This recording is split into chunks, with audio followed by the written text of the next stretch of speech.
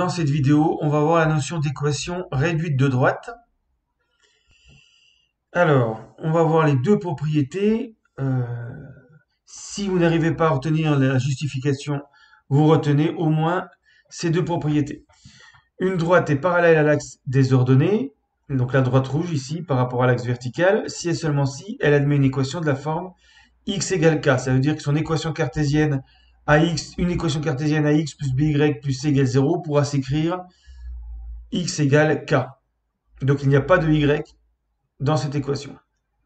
Par contre, une droite n'est pas parallèle à l'axe des ordonnées, on appelle ça des droites obliques, si et seulement si elle admet une équation de la forme y égale mx plus p. Cette équation est appelée équation réduite de la droite.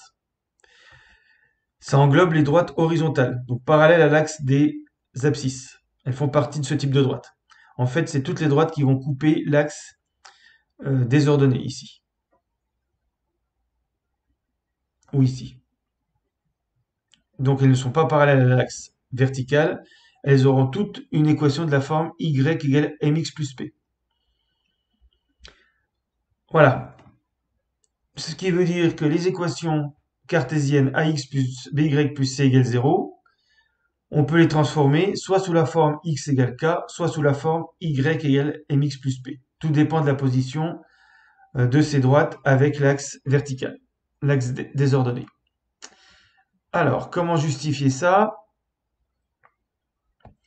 Donc, il y a une équivalence. Il faut montrer que si une droite est parallèle à l'axe des ordonnées, elle a une équation de la forme x égale k. Et si elle a une équation de la forme x égale k, elle est parallèle à l'axe des ordonnées. Même chose dans le deuxième cas. Donc, on va prendre une droite, donc un repère.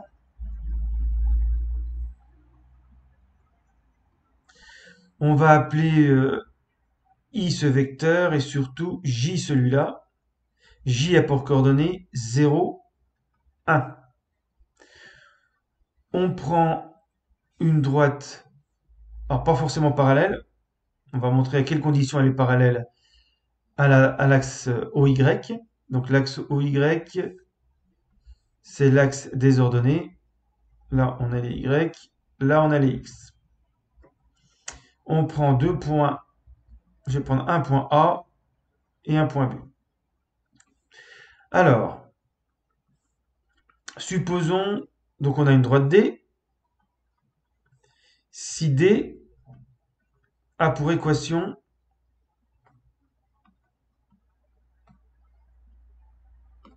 x égale k. Si A et B appartiennent à D, on a xa égale k, xb égale k. Donc le vecteur AB a pour coordonnées donc xb moins xa, yb moins ya,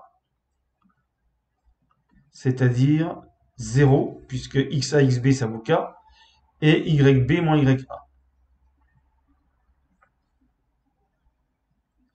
Et ce vecteur est collinaire du fait à j. Voilà, en faisant le déterminant ou le produit en croix des deux vecteurs, on obtient 0. Donc AB et J sont collinaires.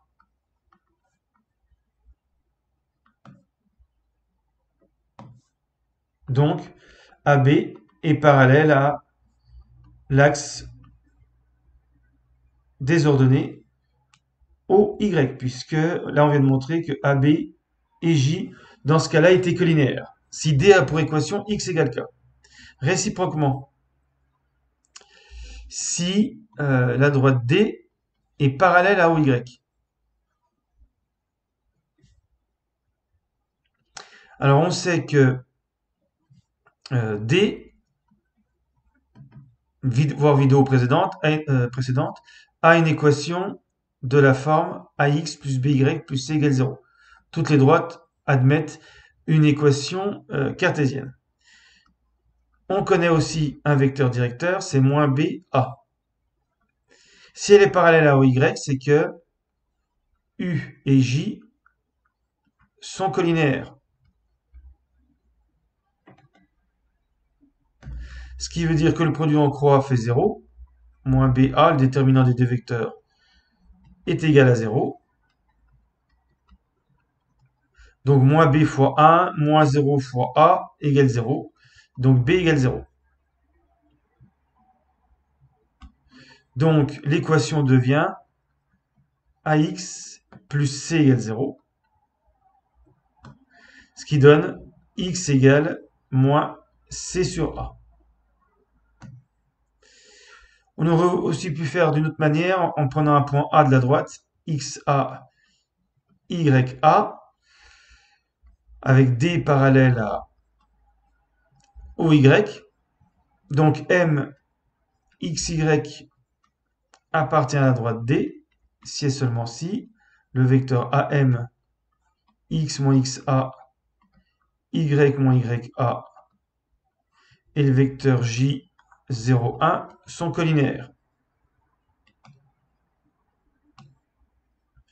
Si et seulement si X moins XA fois 1 moins 0 par Y moins YA égale 0, en faisant le produit en croix. On se retrouve avec X moins XA égale 0. Et donc, X égale XA. On a même la constante, c'est le K, c'est en fait l'abscisse de A. Donc, dans les deux cas, de toute façon, dans les deux méthodes, si D est parallèle à OY, elle admet une équation de la forme X égale K.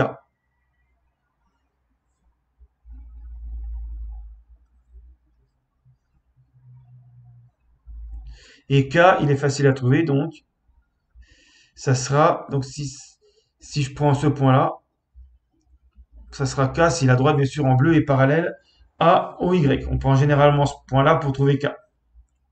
Parce que ça marchera, j'ai pris n'importe quel point A de la droite. Donc voilà, si on a une droite parallèle à OY. Alors, maintenant, si la droite n'est pas parallèle à OY.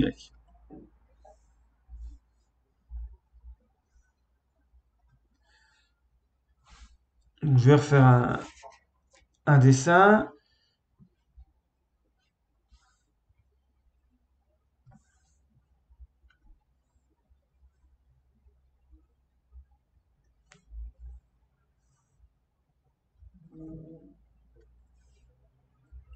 Donc, on a une droite oblique, éventuellement horizontale. Donc, on va l'appeler D. Si D n'est pas parallèle à OY. On sait que D admet une équation cartésienne de la forme AX plus BY plus C égale 0 et qu'elle a pour vecteur directeur U moins BA. Donc forcément, moins B ou B est différent de 0. Sinon, U et J, comme tout à l'heure, seraient collinaires. Donc, mon équation, je peux l'écrire BY égale moins AX moins C, à partir d'ici en déplaçant AX plus C à droite. Et je peux diviser par B parce que B est différent de 0. Donc j'arrive à Y égale moins A sur B, X moins C sur B. C'est bien de la forme Y égale MX plus P, en appelant M ce coefficient et P ce coefficient. Réciproquement, si D a une équation de la forme Y égale MX plus P. Je vais transformer cette équation pour faire apparaître l'équation habituelle sous forme cartésienne. Ça fait mx. Je passe le y de l'autre côté, moins y, plus p égale 0. Je retrouve l'équation cartésienne. Je sais que c'est l'équation d'une droite de coefficient de vecteur directeur. Moins b c'est 1, m. Et ce vecteur n'est pas collinaire à j. Il suffit de faire le produit en croix. Ça fait 1 fois 1 moins 0 fois m, ça fait 1 qui est différent de 0. Donc, si le vecteur J et le vecteur U ne sont pas collinéaires, c'est que la droite D n'est pas parallèle à l'axe vertical OY. Donc, il y a bien deux types d'équations si on veut écrire de façon simplifiée les équations cartésiennes. Soit elles peuvent se mettre sous la forme x égale k, le k on le voit ici, et alors vous avez une droite qui est parallèle à l'axe des ordonnées, soit c'est une droite oblique, et on pourra écrire sous la forme y égale mx plus p. Mais dans tous les cas, les droites admettent des équations de la forme ax plus by plus c égale 0. Donc ils peuvent se dédoubler ici soit sous cette forme, soit sous cette forme, selon que la droite est parallèle ou non à l'axe OY.